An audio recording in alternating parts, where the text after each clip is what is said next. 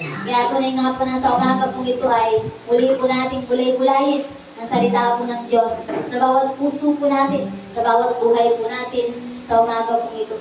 Kaya tunay nga po na dito po natin malalaman kung ano nga po ba ang nilalaman ng kung ano nga po ba yung nalalaman sa buhay po ng bawat isa. Na tunay nga po na yung puso po natin ay tunay nga po ay ang puso ng ating pong Diyos na po. Amen. Nalalaman ng Diyos ang puso ng tao. Kaya dito po natin malalaman kung paano nga po ba na nasasabi ng Diyos at nakikita niya sa ating mga puso, nalalaman niya ang puso ng buhay po ng bawat tao. Totoo po yun dahil tunay nga po na sa puso po tumitingin ang Diyos. Hindi po sa panlabas na inyo, hindi po sa panlabas na kaiman ng tao kung nakikita niya sa tao. Kundi tanging ang puso lamang ng tao ang nakikita po ng ating pong Diyos na buhay. Amen? Kaya, samahan niyo po ako sa unang Samuel, chapter 16, verse 17. Sabi niya, ngunit sinabi sa kanya ni Yahweh, huwag mong tingnan ang kanyang taas at kabisigan, sapagkat hindi siya ang pinili ko.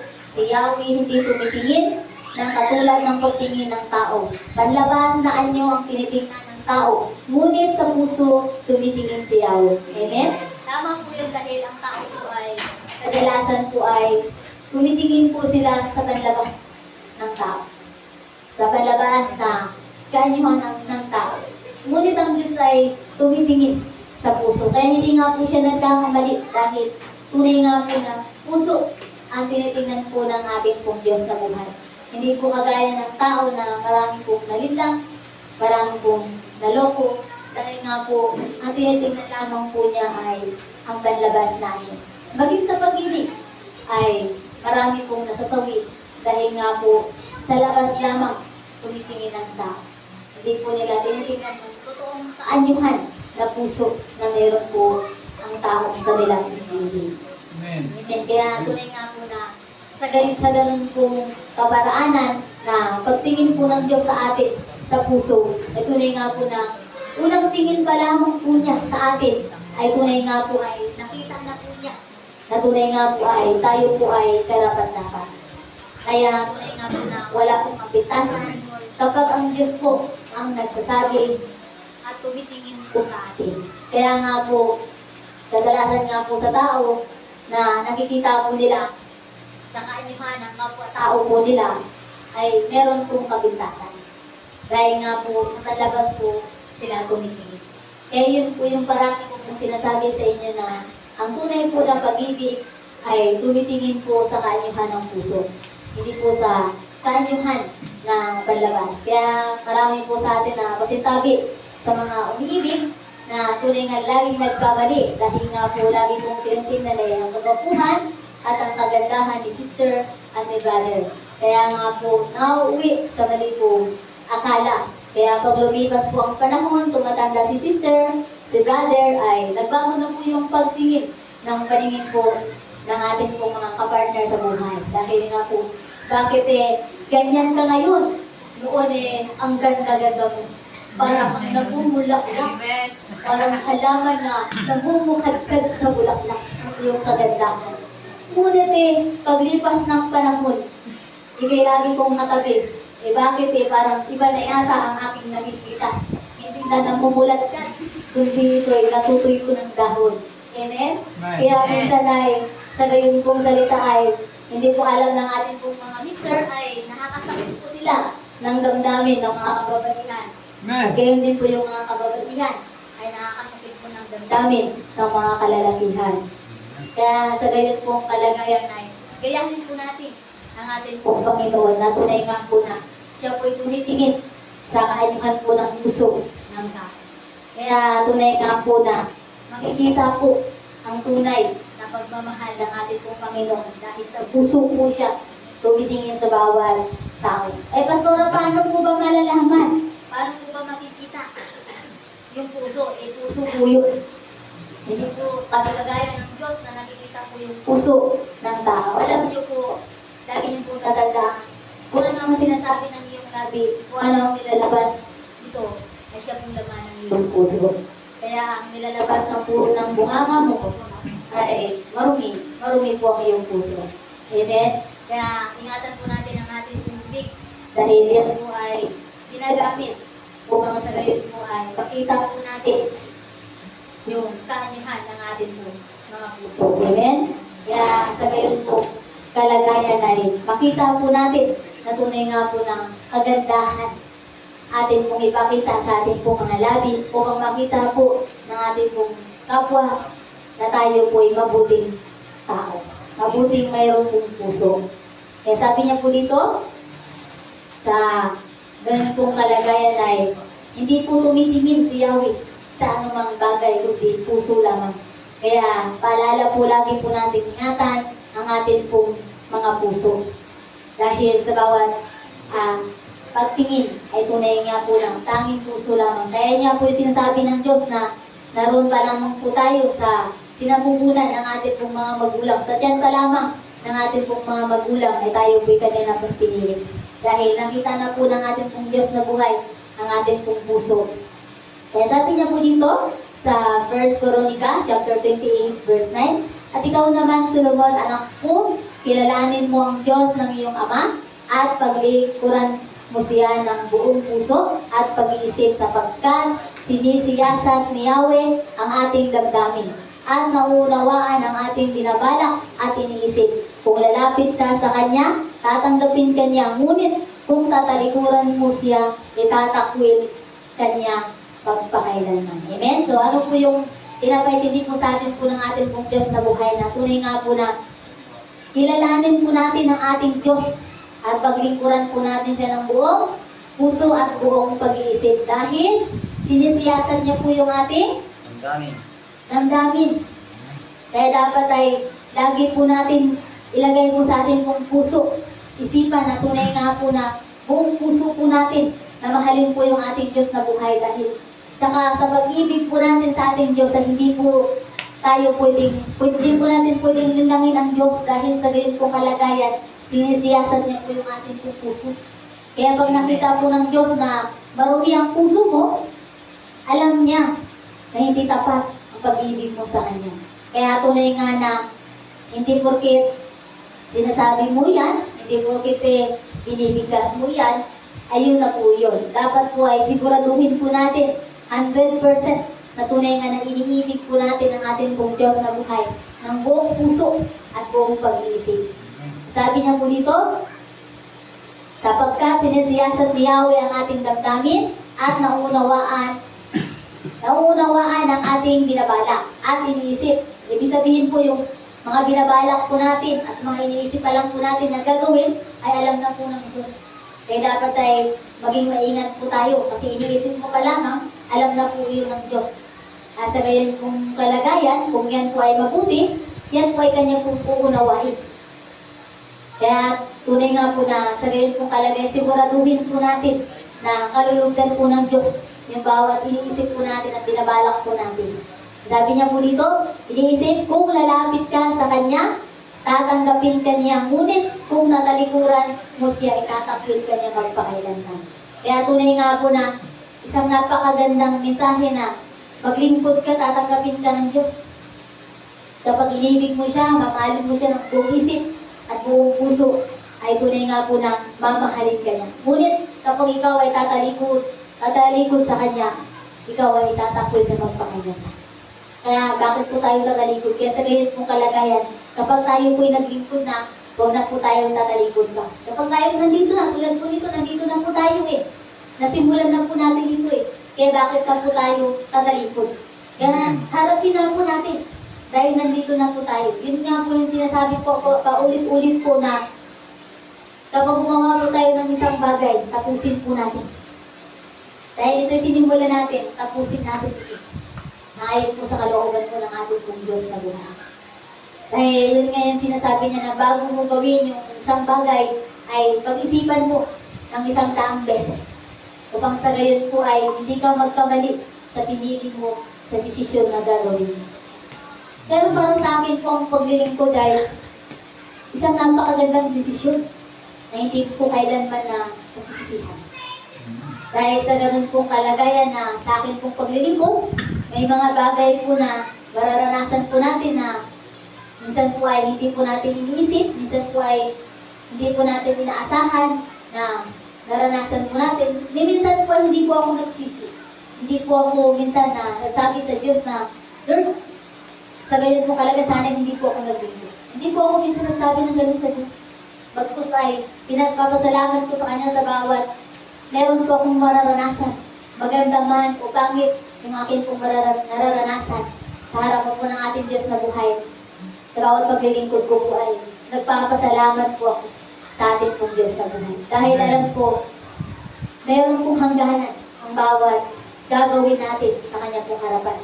Dahil tunay nga na sa bawat training, sa bawat gagawin po natin, pagsubok, tuliranin ay tunay nga na meron po itong hangganan sa ating pong mga buhay.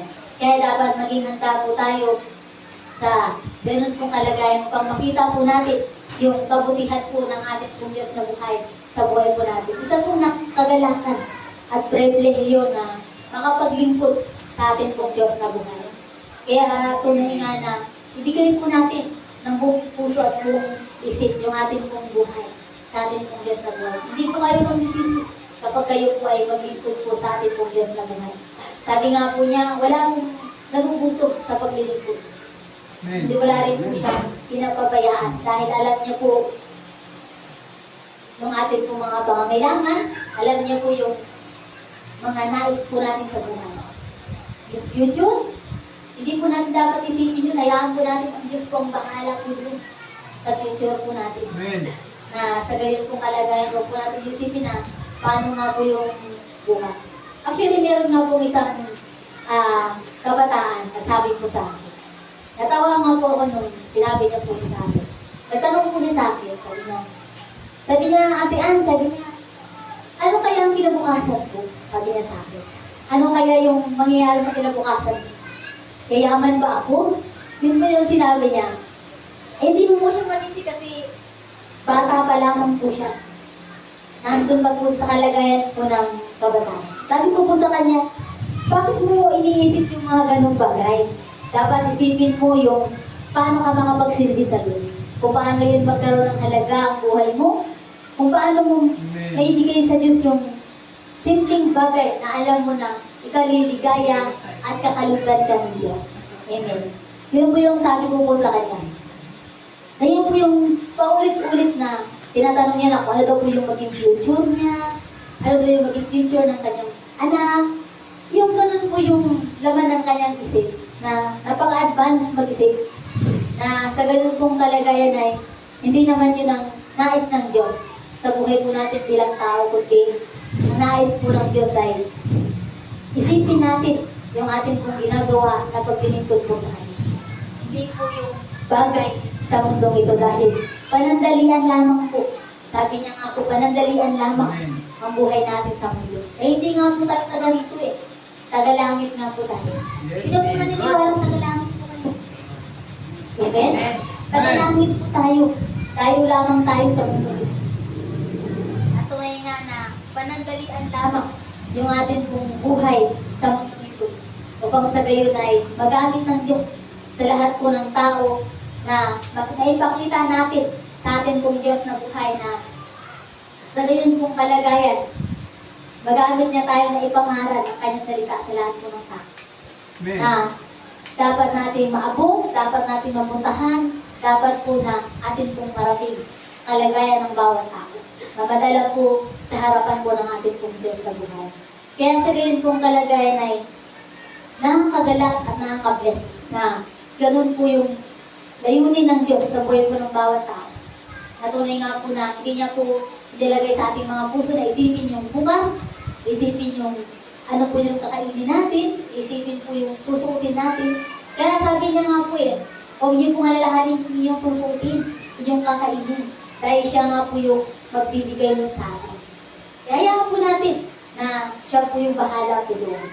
Kaya sabi niya po dito sa 2 Coronica, 2 Coronica chapter 6, verse 30, sabi niya, 2 Coronica chapter 6, verse 30, sabi niya, pakinggan ninyo sila mula sa langit na inyong trono, at Patawarin ninyo sila. Patawarin ninyo sila. Bigay ninyo sa bawat isa ang nararapat sa kanya. Mga gawa, sapagkat kayo lamang ang nakakaalam ng nilalaman ng puso ng tao. Amen? Kaya tunay nga po na bawat kailangan, bawat gagawin natin ay pinakikinggan ng Diyos mula sa langit. At tunay nga po na lahat po ng atin pong kalagayan ay kanya pong pinatatawad at binibigay ang bawat nararapat na para po sa atin. Pagkat siya po yung nakakaalam ng nilalaman po ng puso ng bawat tao. Kaya kapag alam ng Diyos yung nilalaman ng puso mo, ibibigay niya po ito. Kahit hindi mo po ito hingin eh, ibibigay niya po ito dahil alam niya po yung nilalaman ng puso mo sa kalagayan ng mundo po ito. Kaya tunay nga po na nag-desire ka sa puso mo, na gusto mong magkaroon ng ganito, ganyan, ibibigay po yan ng Diyos according po doon sa hinihingi mo at sa hiningin sa iyo ng Diyos. Pastora, bakit nga po ba humihingi ang Diyos? Dahil nga po gusto niyang malaman kung yung puso mo ba talaga ay nakahanda at talagang ano yung magiging reaksyon ng puso mo kapag siya po yung humihingi sa iyo. Kasi kung tutuusin eh, wala tayong karapatan na mag-demand, wala tayong karapatan sabihin sa Diyos na bakit ka humihingi. Kasi siya nga po yung nagbigay. Hindi po siya manghingi sa iyo kung hindi ka po niya bibigyan. Eh bakit po siya manghingi sa iyo kung wala naman siya binigay sa iyo? Kaya tunay nga na magbibigay sa iyo ang Diyos. At sabay po ng kanyang pagbibigay sa iyo, ihingi niya rin po sa iyo ang kanyang gustong hingin sa iyo. Ano po yung mga bagay na yun na gustong hingin sa atin ng Diyos? Una po yung buhay po natin. Kaya mo bang ibigay yung buhay mo? Kagaya na lamang po ni Abraham. Amen? Na tunay nga po na isa lang po yung kanya pong anak. Amen? Hiningi niya sa Diyos sa kabila ng katandaan ng kanyang asawa. Hindi po nagalinlangan si Abraham na ibigay po si Isaac. Nag-iisa lang po yun. Amen? Dahil alam niya na hiningi yun ang alam niya na magbibigay sa kanya ang Diyos na higit pa kay Isaac. Amen. So hindi naman nagkamali si Abraham nang binigay niya po iyon, nang binigay niya po si Isaac. Kaya nga po naging ama si Abraham ng atin pong ano, diba? Ng atin pong bayan. Kaya naging ama si Abraham sa napakaraming bansa. Kaya ang tunay nga po na napakarami niyang anak kapalit po ni Isaac. Dahil nga po hindi sila nagalinlangan. Eh paano po kaya tayo? So sabihin po sa atin ng Diyos na hingin niya po sa atin yung ating po nag-iisang anak. Ibibigay po kaya natin? Amen? Yung nag-iisa po natin yung buhay. Kapag hinihingi po ba ng Diyos, ibibigay po ba natin? Amen? Ako po, 100% sasabihin ko po kung ibibigay mo po. Kung maulit po ang aking buhay. Sa kalagayan ko po ngayon at hihingin ulit ng Diyos ang aking buhay. Hindi po ako magdadalawang isip na ibigay ko ito muli sa Diyos. Amen? Dahil alam ko po yung katumbas at alam ko po yung ibabalik ng Diyos at alam ko po yung gagawin ng Diyos sa aking pong buhay ay mas higit pa. Doon sa inaasahan kong buhay. Amen? Kaya sa gayon nga pong kalagayan ay talagang napakabuti ng ating pong Diyos na buhay dahil sa ganun pong kalagayan ay talagang ibibigay niya sa iyo kung ano yung naisin mo. Kaya nararapat lamang na ibigay din po natin sa ating pong Diyos na buhay yung mga bagay na naisin niya po na hingin sa ating pong buhay sa mundo pong ito. Wala pong mahirap kapag ang Diyos po humingi sa atin. Kaya lang po naging mahirap dahil po nahirapan po tayong bitawan. Dahil nga po meron po tayong takot at meron po tayong alinlangan. Huwag po tayong mag-alinlangan na ibigay po sa ating Diyos na buhay ang kanya pong hiningi sa ating pong mga buhay. Dahil alam po natin kapag ang mga bagay po ngayon na kanya pong hiningi, 100% ibabalik niya po ito sa atin ng higit pa sa inaasahan po natin sa mundo po ito. Kaya sabi niya po dito sa mga awit, chapter 7, verse 9. Sabi niya, ikaw ay isang Diyos na matuwid. Batid mo ang aming damdamin at pag-iisip. Supuin mo ang gawain ng masama at ang mabuting bigyan mo ng gantimpala. Amen? Kaya tunay nga po na tinutukoy niya po ito na siya po yung Diyos na matuwid. Natunay nga po na sa bawat kalagayan ng tao sa kasamaan ay tunay nga po na siya po yung susugpo. Kaya tunay nga na yung masama ay tunay nga po na parati po natin na ibigay sa atin pong Diyos na buhay. Tayaan po natin na tayo'y magpakabuti upang ang gantimpala ay ibigay po sa atin ng ating pong Diyos na buhay sa mundo po ito. Dahil wala nang kasi higit pa na ibibigay natin sa Diyos, kundi ang kabutihang loob ng ating pong Diyos na buhay sa mundo po ito. Dahil siya nga po ay Diyos ng pag-ibig. Mabuting Diyos, matuwid, walang kapintasan. Kaya tunay nga na gawin po natin sa mundo ito na tayo po'y maging matuwid at walang dungis na katulad ng ating pong Panginoon. Hindi pa 100% na magawa po natin sa ating pong Diyos na buhay ang mga bagay pong iyon na kagaya ng ating pong Panginoon. Sa gayon pong paraan ay nagawa po natin kahit hindi man 100%. Sinubukan po natin gawin ang magpakatuwid sa ating pong Diyos na buhay. Kaya tunay nga na ituwid po natin ang ating pong Diyos na buhay. Ituwid po natin ang ating sarili upang sa harapan po ng ating pong Diyos na buhay, tayo po ikalugod-lugod at karapat-dapat sa ating pong Diyos na buhay. Matuto po tayo na tuwirin ang ating pong mga sarili sa ating pong Diyos na buhay. Kaya sa gayon pong kalagayan, yung gantimpala ay tunay nga na ating pong mararanasan sa ating pong Diyos na buhay. Ibibigay niya po ito nang wala pong labis sa ating pong mga buhay. Kaya sabi niya po dito, sa mga awit, chapter 44, verse 21, sabi niya, ito'y iyong mababatid, pagkat sa iyo'y walang lihip. Sa iyo ay walang lingid na isipan at damdamin. Amen? Kaya tunay nga po na, yun nga po yung parati ko pong sinasabi po sa inyo na sa bawat ginagawa natin, sa bawat pagkakamali, mabuti o masama, nagagawin po natin, tunay nga po na meron po isang mata na nakakakita ng ating pong ginagawa. Kaya natin magsinungaling sa tao, kaya nating maninlang sa tao. Ngunit sa harapan ng ating Diyos na buhay, hindi po natin pwedeng gawin po yun. Dahil nga po sa Kanya ay wala pong lihim at wala pong lingid. Dahil tunay nga po sa Kanya, ang puso natin ay tunay nga ay lagi pong maging tapat. Dahil tunay nga po lahat ng bagay ay Kanya pong nababatid, higit pa sa ano pa man sa mundong ito. Na tunay nga po mula po sa ating isipan at damdamin ay tunay nga po ay hindi po nalilingid sa ating pong Diyos na buhay. Kaya tunay nga po na panatilihin po natin malinis ang ating isip, ang ating pong puso, sapagkat ito po ay hindi lingid sa ating pong Diyos na buhay. At sa gayon pong kalagayan ay makita po natin na tunay nga po na sa ating pong Diyos na buhay ay ipapakita natin ang pagiging mabuti at maging mabuting halimbawa sa lahat ng tao na bawat nasakupan po natin, bawat tao na nakakilala po natin. Maging mabuti po tayo sa lahat po ng tao na ating po mga kasalamuhan, ating pamilya. Ipakita po natin yung pagiging anak ng Diyos. Yung buhay ng ating pong Panginoong Jesucristo ay dapat po natin maipakita sa pamagitan po ng ating buhay. Doon lamang po maniniwala ang ating pong pamilya, ang ating pong mga anak, ang ating pong mga magulang, ang ating pong bayan, ang ating pong bansa. Doon lamang po sila maniniwala kapag naipapakita po natin ang buhay ng Panginoong Jesucristo sa ating pong mga buhay.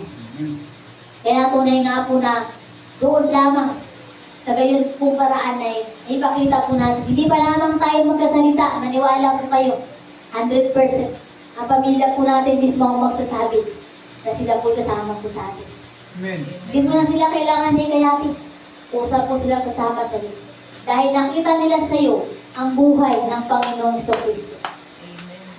Ang buhay na mayroong takot sa Diyos, ang buhay na walang pag-alinlangan sa ating pong Diyos na buhay. Kaya sabi niya po dito sa Kawikaan, chapter 15, verse 11. Sabi niya dito, kung paano ang daigdig ng mga patay ay hayag kay Yahweh, ang laman ng puso sa kanya'y di may kukubli. Amen. Kaya sa ganyan pong kalagayan, yun nga pong kalagayan po ng mga patay ay hindi nga po nalilingit sa atin pong Diyos na buhay.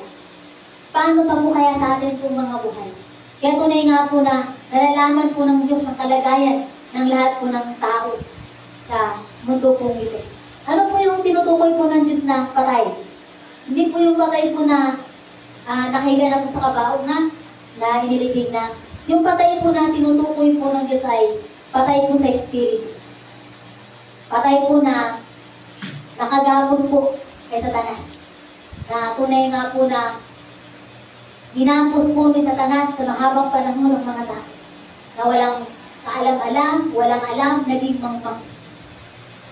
Yung mga puso po ng mga tao kung ganun ay tunay nga patuloy po na alam ng ating pong Diyos at patuloy po na nakayag sa Kanya pong mga buhay. Paano pa po kaya yung mga tao at yung mga anak niya na nakakilala po sa Kanya? Sa ganun pong kalagayan ay tunay nga na hayag sa ating pong Diyos na buhay. Na tunay nga na hindi maikukupli, ginuman ang bawat damdamin, puso ng bawat tao sa harapan po ng ating pong Diyos na buhay. At ang maging mga patay na matagal nang nakahiglay ay tunay nga po ay Kanya rin po pinapatawad. Kanya rin po nilalagay sa kalagayan ng judgment. Hinahatulan sa pagdating po ng panahon.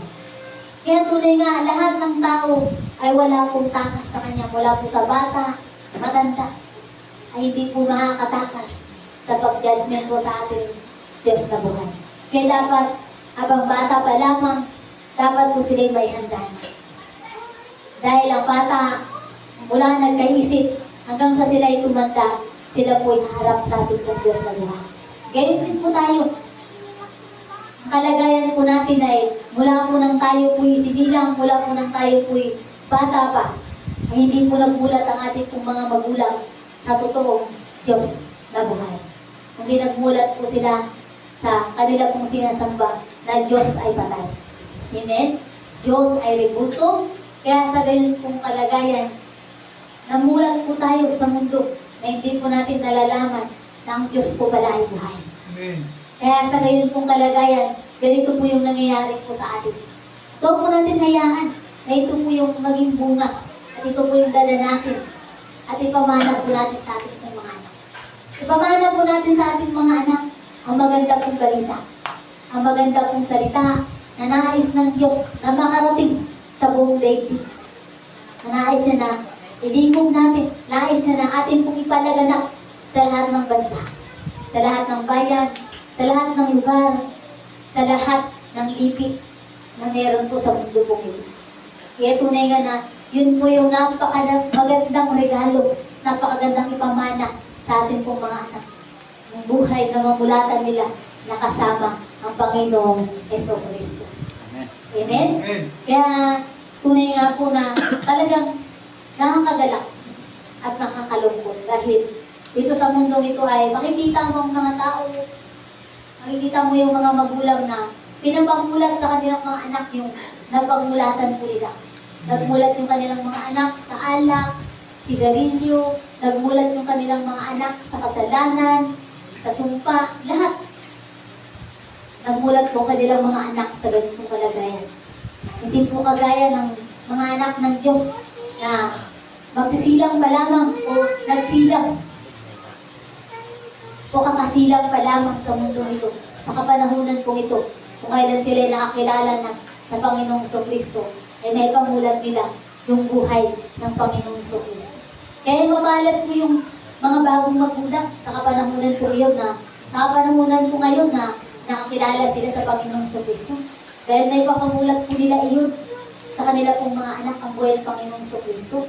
Hindi po kagaya noon yung mga magulang, pinapamulat po kanilang mga anak kung ano po yung kanila pong namulatan. Kaya kung ano yung kanilang pagkakasala, yun po yung pagkakasala din po ng kanilang mga anak na sinisingin ng Diyos hanggang sa ika-3 at ika-4 na pong lahi. Kaya tunay nga po na kaawa-awa yung mga bata sa kapanahunan po. Kaya tunay nga po na ngayon pa lamang, turuan po natin sila na mamuhay, magmulat sa mundong ito na kasama po ang ating pong Panginoong Kristo. Imulat po natin sa kanila yung salita.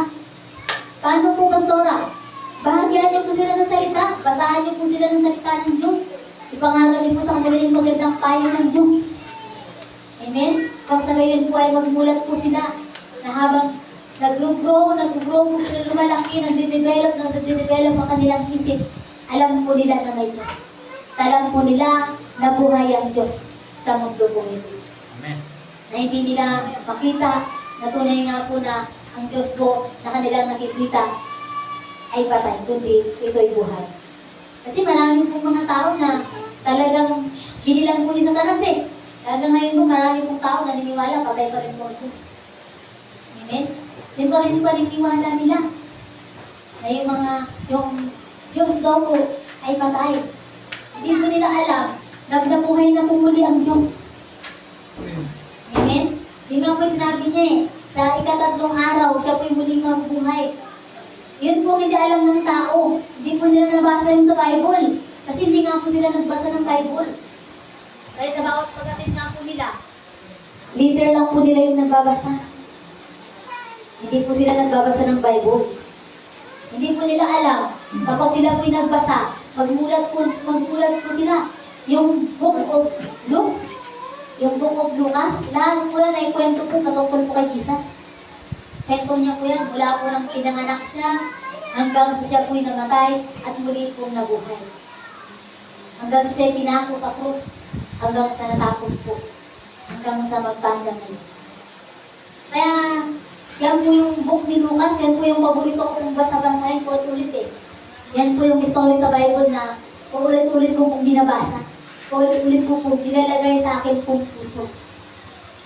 At yung John 3:16, yan po yung verse sa Bible na talagang lagi ko pong sinasariwa at lagi ko pong sinasabi na tunay nga po na yan po yung patotoo at yun po yung patunay ng Diyos.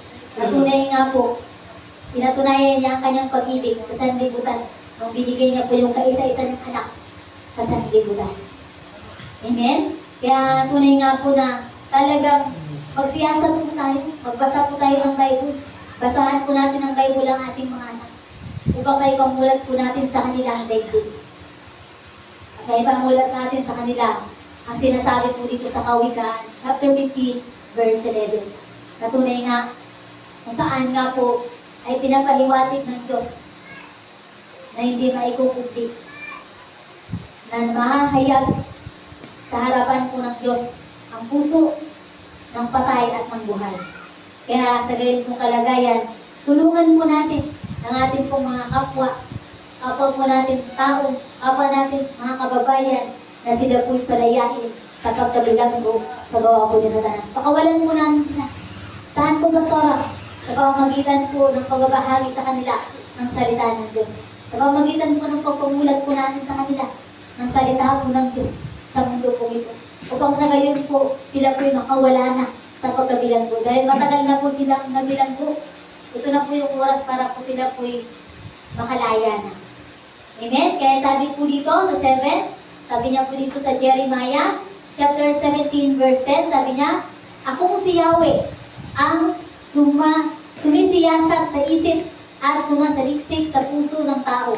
Ginagantipalaan ko ang bawat isa ayon sa kanyang pamumuhay at ginagantipalaan ayon sa kanyang ginagawa. Amen? Kaya tunay nga po na maliwanag po, di ba? Maliwanag po dito na sinasabi po ng Diyos na sinisiyasat niya ang isip at sinasaliksik niya ang puso ng tao ayon sa kanya pong mga gawa. Kaya tunay nga po na ginagantipalaan niya ang bawat isa ayon sa kanyang pamumuhay. Kaya tunay nga po na yung gantimpala po pala ay ayon po sa inyo pong pamumuhay, sa ating pong pamumuhay. Ano pong pamumuhay po yun? Mabuti pong pamumuhay. Mabuti pong gawa na pamumuhay. Kaya dapat po ay mamuhay po tayo ng mabuti. Mamuhay po tayo na ibinahagi po natin ang salita ng Diyos. Kaya sa gayon pong kalagayan, may ipakita po natin sa atin ng Diyos na buhay, yung gantimpala na atin pong mararanasan sa kanya pong harapan. Kaya maliwanag po sabi niya po dito, ako si Yahweh ang sumisiyasat sa isip at sumasaliksik sa puso ng bawat ng mga tao at ginagantipalaan ko ang bawat isa ayon sa kanyang pamumuhay at ginagantipalaan ayon sa kanyang gawa. Ayon sa kanyang ginagawa. Amen. Maliwanag po. Kaya dapat po ay yung atin pong mga gawa ay sa ayos po natin. Yung atin pong mga pagkilos, ginagawa po natin. Pamumuhay sa harapan po ng ating pong Diyos na buhay. Yung pamumuhay na hindi ka kapisuran ng iyong kapwa. Yung pamumuhay na maging gantimpala ka sa lahat ng tao. Yung pamumuhay na maging ilaw, alat ng sanlibutan. Amen? Yung buhay na kalugod-lugod sa ating pong Diyos na buhay. Yung pamumuhay na karapat-dapat ka sa ating pong Diyos na buhay. Hindi po yung pamumuhay na ayaw lamang sa naisip mo, sa layunin mo. Hindi po ganun. Kundi yung pamumuhay na higit pa na ikalulugod at ikararangal po ng ating pong Diyos na buhay. Yung buhay mo na ikararangal po ng ating pong Diyos na buhay. Hindi po kahihiyan ng ating pong Diyos na buhay. Kung ang buhay mo ay naging kahihiyan sa ating pong Diyos na buhay, baguhin mo yan. At ikaw ay mamuhay ayon sa kalooban ng ating Diyos na buhay at kakalugdan ng ating pong Diyos na buhay sa mundo pong ito. Kaya tunay nga na ikaw ay maging karapat-dapat sa ating pong Diyos na buhay sa mundo pong ito. Kaya tunay nga na pasalamatan natin ang Diyos sa bawat oras, panahon na maipakita natin ang ating pong mga buhay sa kanyang pong harapan. Pasalamat po tayo na tunay nga po na patuloy niya tayo na binigyan ng buhay sa mundo po ito, sa bawat maikling buhay, sa bawat nalalabing buhay na meron po tayo sa mundo po ito. Upang sa gayon ay maipakita po natin sa mundo po ito yung pagpapahalaga po natin sa buhay po ng ating po Panginoong Kristo sa ating pong harapan. Amen? Kaya tunay nga po na according to your faith, according po sa ating pong gawa, according po sa ating pong pamumuhay. Yun po yung ating pong sa isip at sa puso. Hindi sa lahat, sinisiyasat po ang ating pong puso ng ating pong Diyos na buhay. Kaya dapat ating pong ihanda ang ating pong mga puso at ingatan po sa bawat buhay po natin sa mundo po ito. Amen? Kaya sa gayon pong kalagayan, lastly, sabi niya po dito sa John chapter 2, verse 24 and 25, sabi niya, subalit hindi pinagkatiwala na Jesus ang kanyang sarili sa kanila, sapagkat kilala niya ang lahat ng mga tao. Hindi na kailangan magsabi pa sa kanya tungkol sa kanino man, sapagkat nalalaman niya ang nasa isip ng lahat ng tao. Amen? Kaya sa gayon pong kalagayan ay pinapakita po ng Diyos sa lahat ng tao. Natunay nga po ng yung kanya pong sarili sa lahat po ng tao ay tunay nga po na pinipili lamang niya yung pinagkatiwalaan niya ng kanya pong buhay. Ibig sabihin, yung pamumuhay po natin, nakagaya po ng buhay po ng Panginoong Jesucristo. Kaya niya po sinasabi po minsan na kapag tayo po tumayo, kapag hindi po tayo nananalangin, hindi po natin ginagawa yung pinag-uutos, yung patakaran, yung naisip po ng Diyos sa atin pong mga buhay, tayo po kanya pong ipapahiya. Yun po yung tinutukoy niya po dito na hindi niya po pinagkatiwala. Kaya dapat po ay yung ating pong buhay sa mundo pong ito ay maging sakdal, banal, sa harapan po ng ating pong Diyos na buhay. Dahil tunay nga po na sa isip at puso pa lamang natin, ay alam na po ng ating Diyos na buhay ang nilalaman po nito. Kaya sa gayon pong kalagayan ay ipakita po natin. Kaya bago pa lamang po tayo umakbang, bago pa lamang po natin gawin yung kalooban po ng ating pong Diyos na buhay, hayaan po natin, sikapin po natin, siyasatin po natin ang ating puso na 100% na gagawin natin ng buong puso at buong pag-iisip ang puso ng ating pong Diyos na buhay, yung kalooban niya na gagawin po natin. Dahil kapag hindi po yan ang mangyari at maganap, ay tunay nga po na ipapahiya po tayo ng ating pong Diyos na buhay. Kaya sabi niya nga po, gamitin natin ang kanyang pangalan sa mabuti at tayo po sa kanyang kalooban. Natunay nga na sa ganun pong kalagayan ay maipakita po natin na tunay nga na siya yung ating Diyos. Na dapat lamang natin pong pagkatiwalaan, dapat lamang natin pong paparangalan, at dapat lamang atin pong mahihayag sa mundo po ito. Dahil tunay nga po na walang sino man ang mga higit pa sa puso kapag ito na ang gagamitin at ito na ang papairalin ng ating pong Diyos na buhay sa ating pong mga buhay. Dahil tunay nga po na napaka-bless at nakakagalak kapag ang puso na ang siya pong gagamitin. Dahil ang puso po ang parati pong tinitingnan po ng ating pong Diyos na buhay. Dahil ang puso po ay tunay nga po na talagang tapat sa ating pong Diyos na buhay. Siya po yung parati pong tapat. Ang isip po kasi kapag lang pa, nilalaman ng isip mo ngayon, mabuti, mamaya masama na. Totoo po yan. Amen?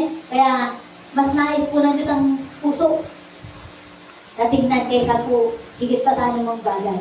Kaya tunay nga, yung puso natin ay panatikiin po natin na maging tapat sa ating pong Diyos na buhay. Dahil sa gayon pong kalagayan, God is always love at always po natin na makikita sa ating pong mga puso. Dahil tunay nga po, kapag walang Diyos sa buhay mo, hindi mo nakikita ang Diyos sa iyong puso.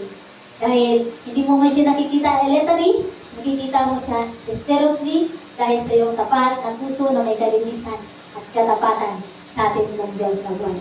Kaya muli, sabi niya po dito, sa unang Samuel, chapter 16, verse 7, at 2 Chronica, chapter 28, verse 29, at 2 Chronica, chapter 6, verse 30, at mga awit, chapter 7, verse 7 and 9, chapter 7, verse 9, and mga awit, chapter 44, verse 21, at Kawikaan, chapter 15, verse 11, at Jeremiah, chapter 17, verse 10, at John chapter 2, verse 24 and 25.